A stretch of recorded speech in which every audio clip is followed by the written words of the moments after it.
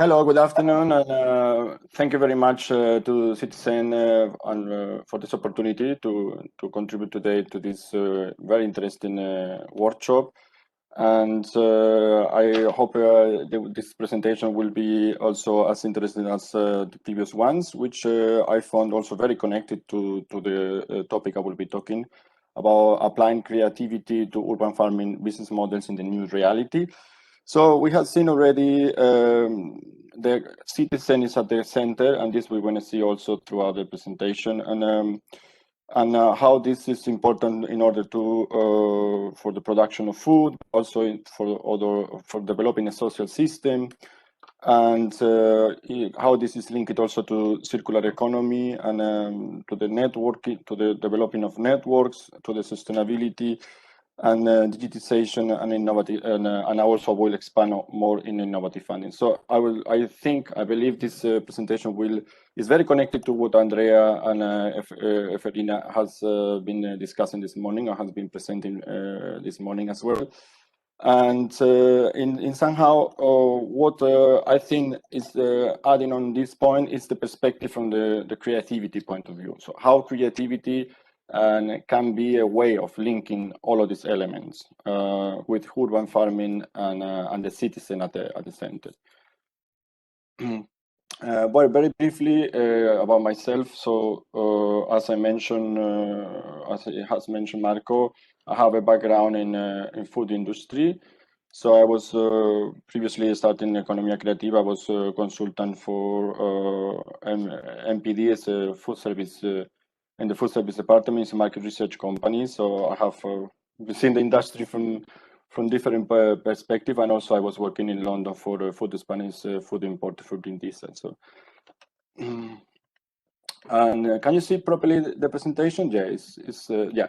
So the three key areas I will be focusing today is in the why creativity for urban farming. So I will explore the relationship of creativity and urban farming business modeling, with particular regards to the actual new reality we're experiencing due to COVID. And then I will move into how innovative funding and activities to increase alternative funding, with some examples as well, and the criteria and indicators for the identification of successful business models and to the sustainable development goals. And then, of course, we're going to come up with the key points we've been discussing in the conclusion. So to start my presentation, why creativity for urban farming? So linking to the actual situation we experience now, we see that COVID has caused a very severe disruption in our food supply, but this can provide a huge opportunity for urban farming. These disruptions, as we all know, with the restriction due to the restriction movement, the quarantines, the trade barriers, etc. So this, as I said, is provide a huge opportunity for the urban farming. But this opportunity can be only transforming. This potential opportunity can only be transformed into a real opportunity if the urban farming develop creativity across the whole spectrum or the whole value chain, as we're going to see moving forward. And so why creativity? Because we are in the, I will present further throughout this presentation, we are in the midst of an evolutionary shift towards creative societies. And this has strong implications into urban farming business models and innovative funding. And the COVID-19 disruption in the food supply and the food logistics demand disrupted and innovative approaches to food security. So it has been mentioned earlier, like maybe the food is not so high on the agenda in some policymakers, but actually what we due to the crisis of that the pandemic is causing, of course, it should be across nations and across geographies, one of the high topics, the food security, and of course climate change and change and the sustainable development goals. So again, urban farming can be, as we also seen this morning with some examples, from my colleagues already, contributing to circular economy and to more sustainable ways of managing waste, etc. So creativity and digitization are crucial for crafting agile and effective solutions in this new reality. And I base my presentation today in a publication. At some point was part of my lockdown work, my lockdown creativity. It was the report I conducted research mapping creativity in the European Union, the role of human development, digitization, and sustainability, that I published in April in 2020, last year. In this research, I constructed a creativity in a workplaces index and a creative society index for the European 28 countries, in this case, including the UK, since during the time of the research, the period I researched, it still was a member. And then I analyzed this indexes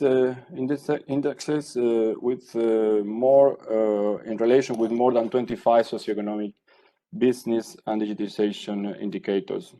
As it's summarized in this slide, the research was I developed more than I showcase in this research more than 50 figures and infographics and mind maps to create this socio-economic model. And I have analyzed the impact of creativity on productivity, business innovation, and growth. I present use cases from different sectors, including the agriculture sector as well. And I have examined digitization and platform economy and artificial intelligence impact on human creativity, for example. But you might say, what is the relationship of this research to urban farming? So in the Creative Society Index is also based in the pillars, as you can see on this slide, on active living, on neighborhood vibrancy, on digital life, satisfaction with the economy, the welfare state, participation in community and society, and tolerance and trust. And as already has been discussed during the morning, it's quite clear like urban farming can contribute, can enhance these different pillars, from active living to neighborhood vibrancy by providing places for green areas, socializing, etc., and of course to the participation of the citizens in the community, etc. So this is a key. Urban farming is a key driver for the creative societies, and as I mentioned earlier, as we are experiencing this evolutionary shift in which the center is the creative cities, which is also very related to this new lifestyle or new way of living that urban farming also promotes. So we see in this slide that these creative societies are, as we see in the different axes. In the y-axis, you see the skills, learning, and productivity, and the digitization level, and on the x-axis, the complexity and dynamism. So I argue that in these creative societies, it's essential, are characterized by more dynamic approaches, higher levels of complexity, and the constant need of continuous learning, the constant need of developing new skills, and the higher level of digitization. As we're going to see in the examples, this is embedded into the different type of business models in urban farming. And also responds to this, also is related to this comment before, what's happening to the relationship between social innovation and technology. So we can see that we're going to see this linkage of the relationship of the social innovation and the technology in the creative societies by focusing on these creative citizens. The research has identified 4 geographical areas in relation to their development towards creative societies. In the countries with higher creative society index, it can be expected, it is not a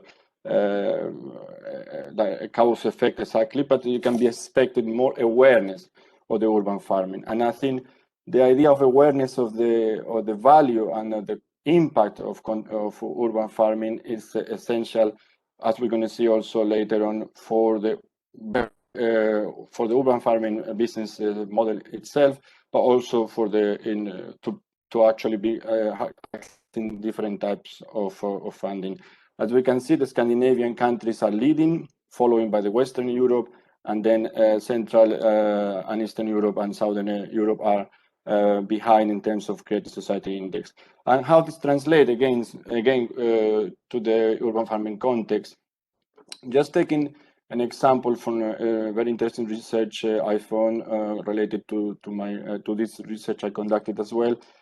Could be or at least it could be related, put in relation with the cities of Ghent in Belgium and the cities of Warsaw in Poland, and how the urban agriculture contexts are different.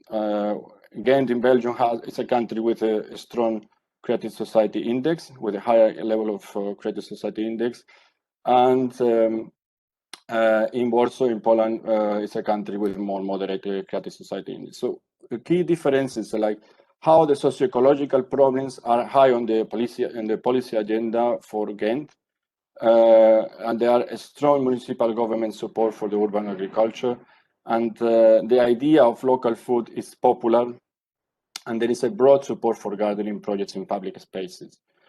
And we see again this linkage with the idea of more dynamism in creative societies. Like in Ghent, there are more dynamic networks support for multiple urban agriculture initiatives. On the other side, in Warsaw, we see that urban agriculture has not been adopted either in Polish agriculture policy or in the spatial development policy of Polish cities. Or, for example, we see an absence of urban government support for urban agriculture. So we see that it's the creativity and this the social context that enhance creativity is relevant also for urban farming context. And why is that? Because the human development, the digitization, and the sustainability, the three forces in which I have identified in this research that shapes the creative societies are essential also features for urban farming business modeling. As we have seen, the business models will need to be these three pillars need to be essential. So need to have the economic vitality, the environmental health and sustainable living, promoting this, as we're going to see also in the examples. The continuous learning. So we see the urban farming can be a way that even implemented in schools, so the people can do workshops for developing new skills, whether even can have social inclusion implications, etc. It can contribute also to the economic standard of living by providing, by supplying food to people. And in terms of digitization, of course, we see the cloud farming and apps and social media and all of these tools, how they can enhance also urban farming. So urban farms can be considered actually creative organization with business models centered in the creative citizen and creative sustainability. This can play a key role into reconfiguring the way we live, work, and the very idea of citizenship in European cities. So we mentioned earlier that the relationship of urban farming with lifestyle, and this is exactly what the creative societies are part of the promoting a new way of being a citizen, a new lifestyle that is very connected to the idea of urban farming. Why? Because urban farming can help to shape this new reality in the creative societies by providing food. Is connected also to urban regeneration and ecosystem vitality, and promoting this creative sustainability, which I define in the report as an active way of taking care for the environment and making yourself active in this direction by raising awareness of sustainability, by actually, as we're going to see in the example just in a couple of slides, by actually taking action and being a gardener yourself, or at least like this idea of prosumer, like also Andrea was mentioning earlier. So this is also the creative sustainability that the citizens can take this active role into the actual farming, for example. So moving into innovative funding and the activities to increase alternative funding, as we see, urban farms can optimize funding, but it's essential to have a multi-stakeholder and dynamic approach centered in the diversification, differentiation, and the user experience. Developing these vectors of creativity, digitization, and sustainability. On this slide, I present different stakeholders and how the importance is in the center. You see the creative farmer, and then you see these different circles with define, explore, create, communicate, act, and embed. So, this is a way of applying multiple scenarios idea with different stakeholders. So, for example, it can be defined. The idea is like how they can be applied creativity to define relationship, to define cooperation, to define value propositions to these different stakeholders. For example, in terms of the corporate and social responsibility, how urban farming can be relevant for corporations, how they can be, which there are examples that simply by providing rooftops farming in the offices, that workers could be, some of the workers could take some of their time for farming, for example, and this could contribute to their well-being by having physical activity. That obviously for office workers it can be a positive thing.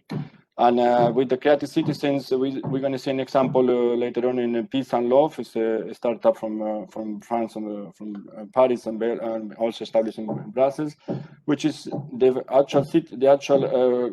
actual users are subscribers, and so they will be picking their own goods, their own fresh products. So how policymakers can be helping this creativity to be developed in the urban farming, and etc. So with which new logistic and deliveries and personalized services it can be designed for making urban farming more efficient and more attractive for other consumers, for other people. And also in supermarkets and distributors, as we also seen the example in the previous presentation, which I also include in mine, that from IFarm, they already have in the vegetables are continue growing in the actual supermarket. So this is another way of shortening the food supply chain to the minimum. So this is the idea of applying creativity in a dynamic business modeling. So, and of course, the idea is not like to think individually with each stakeholder, but to think in a multidimensional perspective, in different policy areas and from different perspectives at the same time. So this is for the roots to innovative funding for urban farming startups. Of course, the first is to prepare for funding, and in this preparation, I always advise to have a clear idea, a clear value proposition, and a clear target audience, and then if it's different stakeholders to understand the different interfaces, the different values, the different areas from the business which every of these stakeholders will value. And then to design an innovative funding strategy, and then of course to take action to implement it, which is the most difficult part. Throughout this process is essential the communication, which I think, and storytelling and pitching, which I think is one of the subjects for the upcoming Impulse workshops as well, which is I have in the past also provided for Interreg workshop on project storytelling and for the actual EU funds. So this is an essential part, and we're going to stay connected with the next slide. But throughout the whole process, one of the, let's say, mistakes or challenges very often the startups face is that they focus too much on the funding, and then they forget that it's essential to keep the focus for the businesses into the sales and the market throughout the whole process. So as I mentioned, the storytelling is and the communication is fundamental. So in order for any investor, for any stakeholder to have interest, or even the consumer to have interest into urban farming, need to understand what means urban farming, need to understand why it's relevant and what is the impact and what is the difference, and what most importantly, what will be the difference, how this will be actually providing value to them. So the awareness is the base of this funnel for urban farming. So to help all of these different stakeholders we've seen in the previous slide to discover urban farming and to understand how it's linked and how it's, as it has been mentioned earlier also, how food is linked, and urban farming can be linked to the cultural department or the policy maker for the town hall, for the municipalities.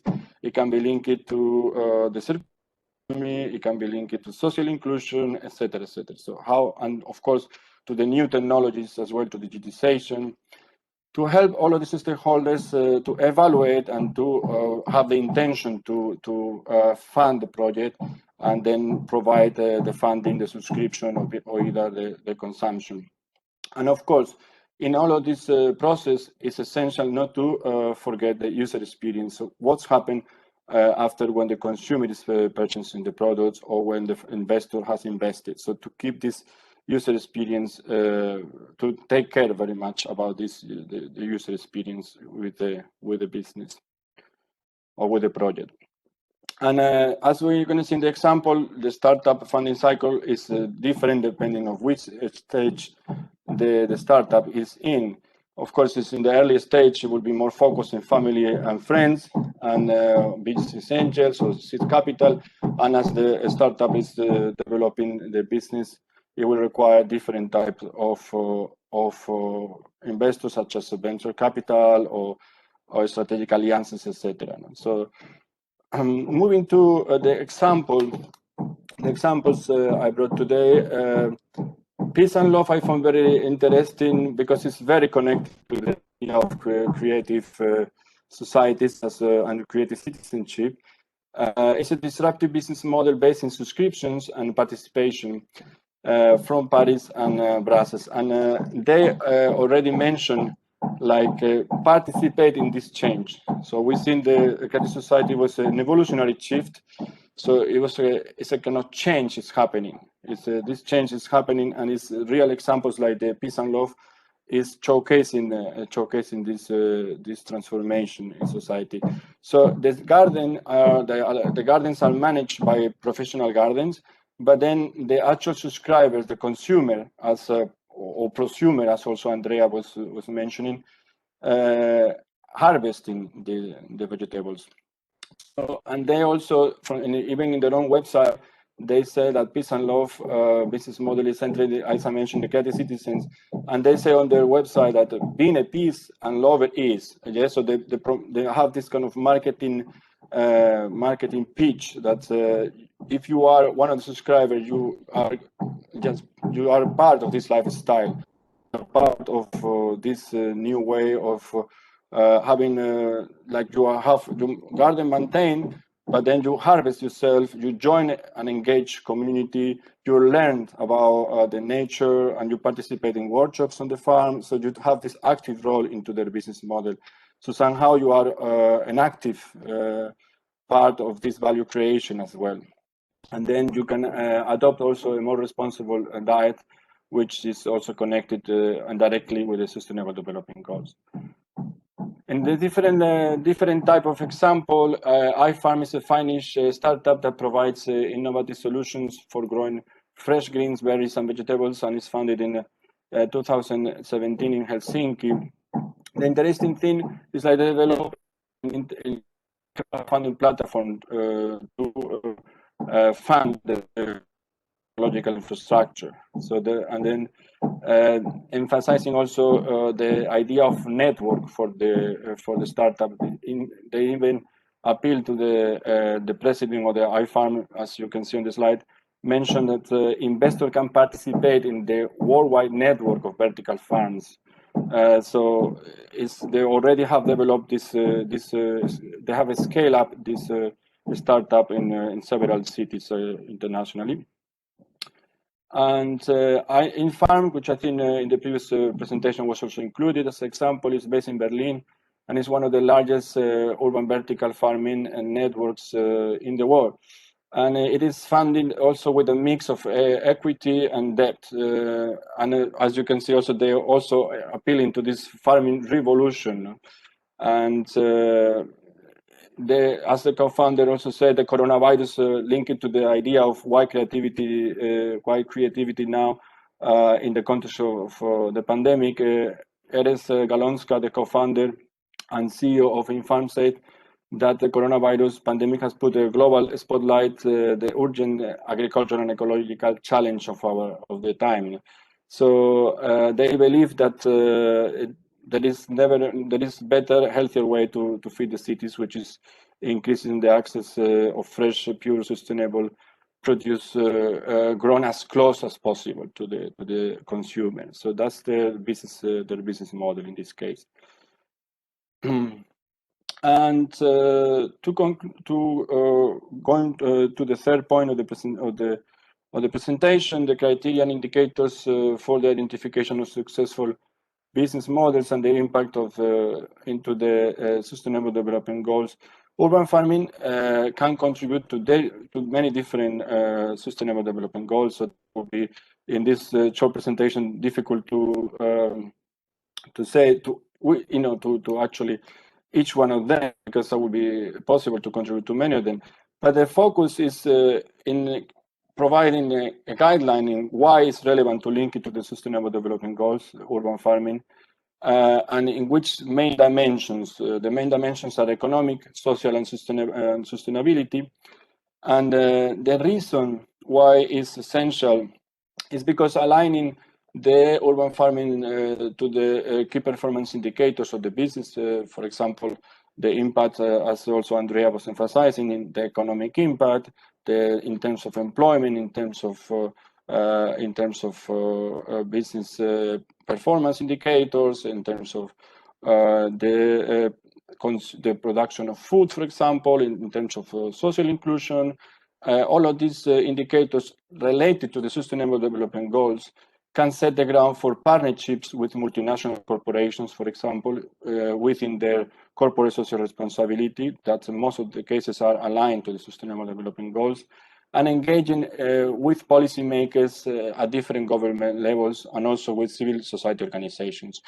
Why is that? Because the Sustainable Development Goals is a common agenda, and this can be a way that it can be helping this multidisciplinary and multidimensional approach to urban farming. And this is, for example, in the case of the Sustainable Development Goal, target 11.3, specifically states that countries should aim to work and enhance inclusive and sustainable urbanization for participatory, integrated, and sustainable human settlement planning and management in all countries. So you see this target is very linked also the participatory approach, the integrated approach to the urban farming can provide. So as a conclusion, I would like to highlight the three key messages I was focusing on, that creative societies represent an evolutionary shift, that this evolutionary shift has been accelerated by the pandemic, by COVID-19. It's centered in the creative citizens and sustainable living, and urban farming. Urban farms are a key driver to reconfigure the way we live, produce and consume food, and work, and the very idea of citizenship. COVID-19 disruption in food supply provides a huge opportunity for urban farming, and creativity is crucial for urban farms to transform this opportunity into reality. And urban farms can optimize funding with a multi-stakeholder and dynamic approach centered in diversification, differentiation, and user experience in the frame of the Sustainable Development Goals. Thank you. And I would like very much for your questions and comments, and we can see we can launch also the poll when you're ready. Thanks very much.